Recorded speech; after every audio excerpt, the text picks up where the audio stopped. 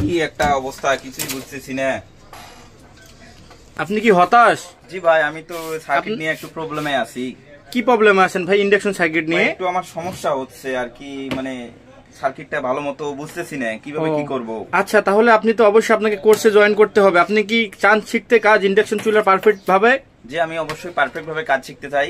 তাহলে আজই আপনি জয়েন করুন পবন মেকার ইউটিউব চ্যানেলে যে রিপেয়ার কোর্স আছে সেখানেই। ও, পবন মেকার মানে ইউটিউব কোর্স আর কি, আমাকে কাজ শিখতে হবে। এর জন্য আমাকে কি করতে হবে?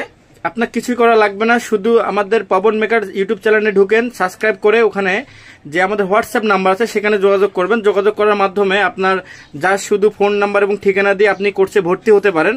তো কোর্সে ভর্তি হওয়ার পরে আপনি ইন্ডাকশন এবং ইনফ্রারেড চুলার পারফেক্ট কারিগর হতে পারেন।